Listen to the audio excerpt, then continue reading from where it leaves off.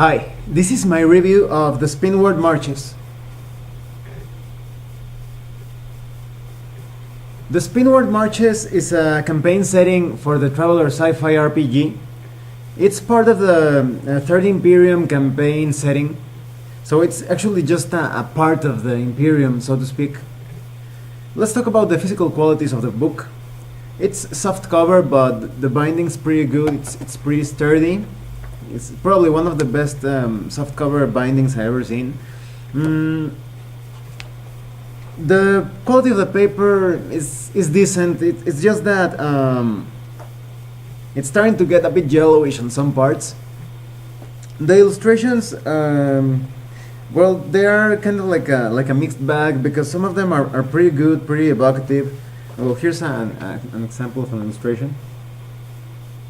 They are all in black and white. Let me see if I can get another. Okay, here's another one. But there are also some really goofy illustrations, and there's also like a technical flaw to them, in my opinion. I'll talk about that in a minute. Let me show you another good one because, okay, this is a classic illustration. I've seen this several times.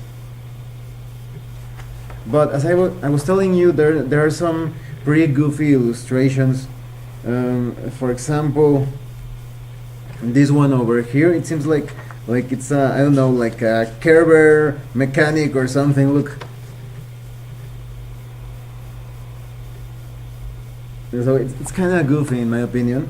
And there are also some illustrations that I don't know, that they don't have a sense of three-dimensional depth to them. For example, this one, the hostage seems to be kicking another hostage in the face over here. Let me see if I can get that into. There we go. It doesn't feel too three-dimensional, and as I was telling you, it seems like the hostage is kicking the guy sitting on the floor in the face. So the illustrations are a mixed bag. Well, let me talk about the content of the book. The book is actually pretty good. Let me get this right off the bat, and it's a pretty good book. In the technical aspect, it handles a lot of professional details, and the whole structure of the book seems pretty professional. You start to reading this, and you start to feel like the Silver Marchers actually exist. They have that feeling of immersiveness, that there is really like a living, breathing world in which your characters are playing. I think that sometimes that level of technicality goes against the book, in the sense that it feels kind of boring at some points.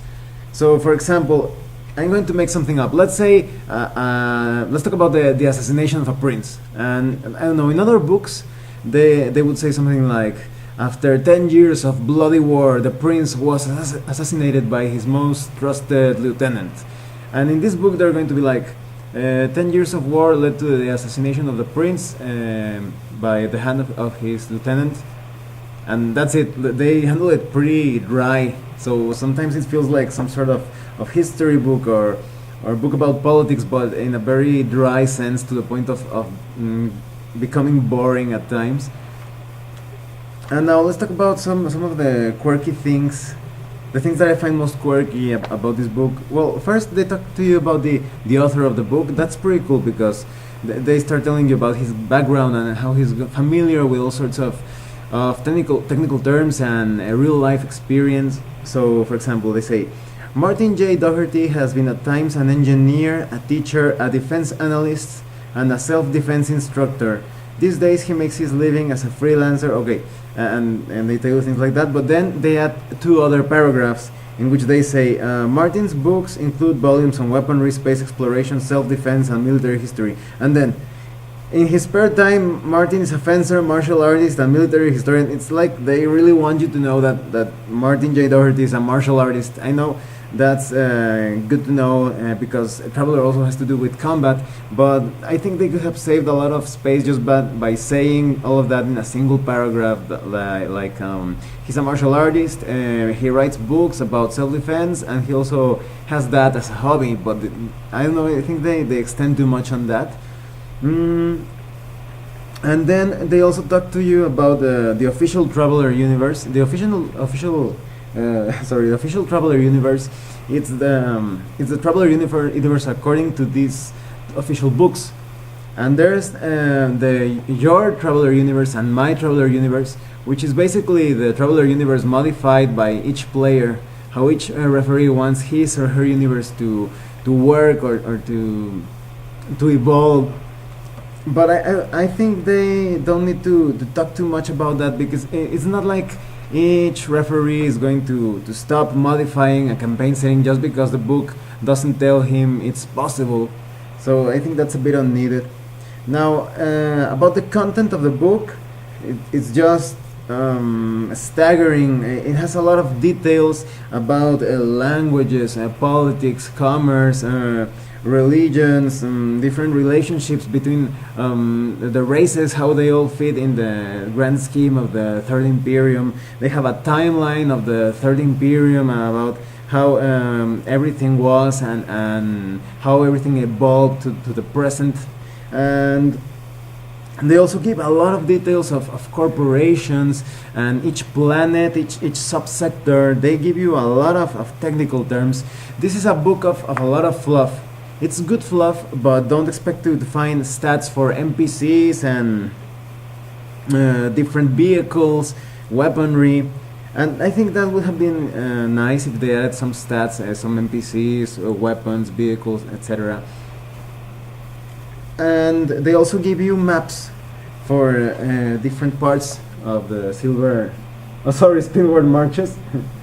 and but I would have liked if they included like a huge like those foldable maps, as like a star chart of the entire the Spinward Marches. But they give you a large one, but the letters are so tiny it's almost impossible to read them even with a magnifying glass. And if you wanted the full map with a readable, workable size, you're going to have to buy it separately. So there are some things that point to a bit of greediness on the part of Mongoose Publishing. And well, they also give you a lot of ideas for to carry out different adventures, and all sorts of campaigns related to, I don't know, diplomatic meetings and mercenary campaigns, or maybe just free trader campaigns and whatnot. The index is good, but it could have been better. So I've talked about a lot of positive things about this book, about how it feels really professional, technical, how everything is very well organized, and it goes to great detail at times. But there are some negative things, and most of all, they have to do with the value of the book. This is a book that costs $30. And I've seen books for around that price or a bit more, but they are twice the size of this one.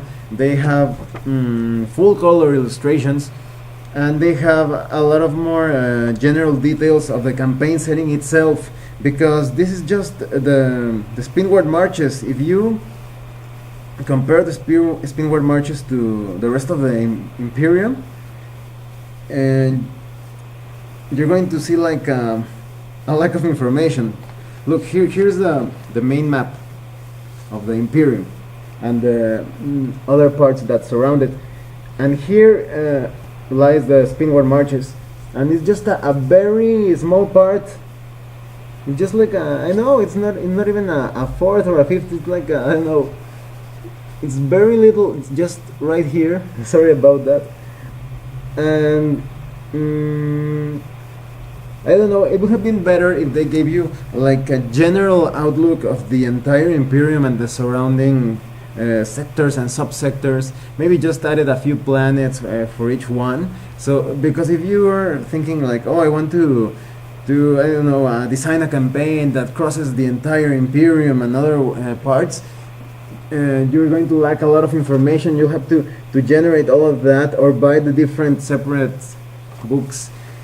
They also give you very little information when it comes to how each alien race interacts with the Imperium. They just give you like a few paragraphs and that's it. If you want to know more about how the Aslan or the Droid or the Hivers interact with humanity, you're going to buy one book for each one of those races, and they are quite expensive as well. So that feels a bit greedy. They released other books for other parts of the Imperium, but that's just too much in my opinion. It's like they want you to buy 16 different books for different things. I don't know how many of them they are, but they are around that number, maybe 10. So I don't know. That seems like a negative thing against the value of the book. And as I was telling you, why didn't they include a map of the entire Spinward Marches? In other campaign books, they include these huge maps with all sorts of information, and they could have at least included a readable, usable space chart of the Spinward Marches. But despite that, if you want to get into the third Imperium campaign setting, you could just buy this book and maybe with a lot of effort design the missing parts.